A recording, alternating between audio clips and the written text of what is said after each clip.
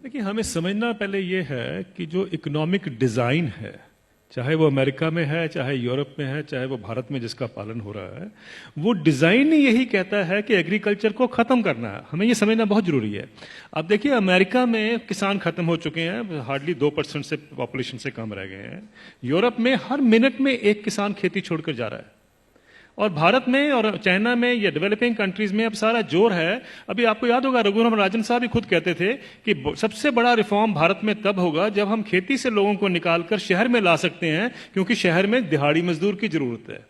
ये हमें समझना है, ये इकोनॉमिक पॉलिसी का डिजाइन है। अगर आप नेशनल स्किल पॉलिसी का डॉक्यूमेंट देखें तो उसमें लिखा हुआ है कि 57% से हमें, पहले तो उन्होंने 18% कहा था, 18% पे हम गांव की जो एग्रीकल्चर की जो पॉपुलेशन है उस पर ले आएंगे।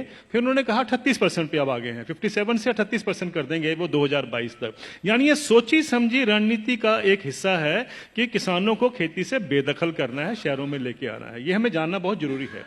जब हम ये जान जाते हैं तो उसके लिए जो पूरा इकोनॉमिक ढांचा बनाया जाता है। अब जैसे बताया आपने पहले कि देखिए क्राइसिस है, इतने सालों से किसान को इनकम नहीं मिल रही है। जब हम दूसरे सेक्शन को देखते हैं, मैं इसका एक उदाहरण देता हूं सिंपल सा। 1970 में गेहूं का दाम 76 रुपए प्रति क्विंटल था, जो 2015 यानी 45 साल के बाद बढ़कर 1450 रुपए प्रति क्विंटल हो गया 2015 में। उसी दौरान मैंने बाकी सेक्शन ऑफ द सोसाइटी का हाल देखा, उनका क्या हुआ इनकम का। मैं सिर्फ बेसिक पे और डीए ले रहा हूं। उसी दौरान में 45 साल के पीरियड में सरकारी मुलाजिम की जो बेसिक पे और डीए है वो 120 से 150 गुना बढ़ गया, और जो स्कूल टीचर्स की जो तनख्वाह बढ़ी है उस दौरान में वो 280 से 320 गुना बढ़ गई। और जो कॉलेज के यूनिवर्सिटी प्रोफेसर्स हैं उनकी तनख्वाह 150 से 170 गुना बढ़ी है उस 45 साल के पीरियड में। किसान की जो इनकम है, जो गेहूं के दाम से या धान के दाम से आप नापेंगे, वो 19 गुना बढ़ती है। अगर ये जितने सरकारी मुलाजमों की भी अगर इनकम 19 गुना बढ़ी होती तो ये नौकरी छोड़ चुके होते आज तक। प्रॉब्लम यह है कि किसान का हक क्या बनता है। अगर हम 45 साल के बाद जब उसको 1450 रुपए मिले थे, अगर मैं 100 गुना भी उसकी इनकम बाकी इनकम पैरिटी के नॉर्म से चलता हूं, तो उनकी इनकम जो है या उनका मिनिमम सपोर्ट प्राइस जो है वो 7600 रुपए प्रति क्विंटल बनता था। ये उनका हक है। 7600 रुपए क्विंटल बनता था, उनको मिला 1450 रुपए।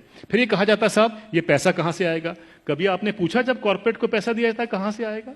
कभी आपने पूछा 7वां वेतन आयोग का पैसा कहां से आएगा? 7वां वेतन आयोग जब सारे देश में फैलाया जाएगा, अभी तो सिर्फ सेंट्रल गवर्नमेंट का है, तो क्रेडिट स्विस बैंक की स्टडी कहती है 4,80,000 करोड़ रुपए हर साल एडिशनल खर्चा होगा। किसी ने नहीं पूछा कि पैसा कहां से आएगा।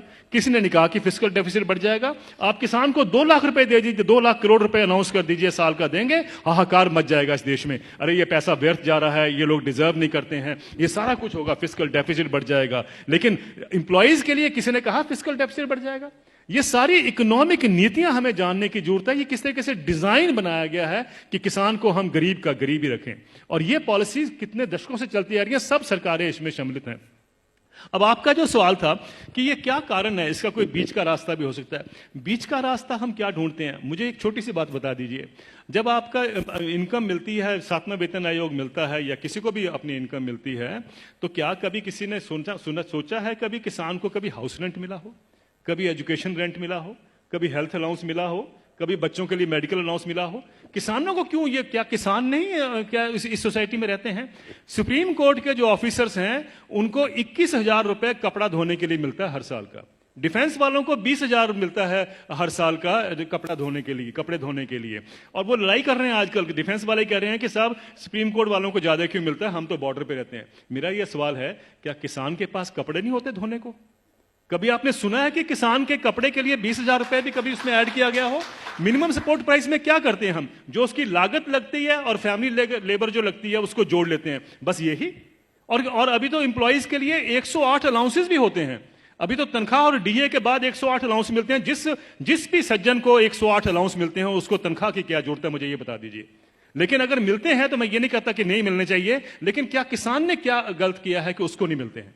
मैं ये कहना चाहता हूं, कभी किसान के एमएसपी में हाउस रेंट जोड़ा गया है, कभी उसका मेडिकल अलाउंस जोड़ा गया है, कभी उसके बच्चों के लिए एजुकेशन अलाउंस जोड़ा गया है? क्यों? क्या उसने बच्चे नहीं पालने हैं? हम ये क्यों मान के चलते हैं कि किसान तो हमारे देश के ऊपर बोझ है, इसके ऊपर हम दान कर रहे हैं? आप दान नहीं कर रहे हैं, आप उसको एक्सप्लॉइट कर रहे हैं, आप किसान को निचोड़ रहे हैं और उसी के साथ आपकी अर्थव्यवस्था चलती है।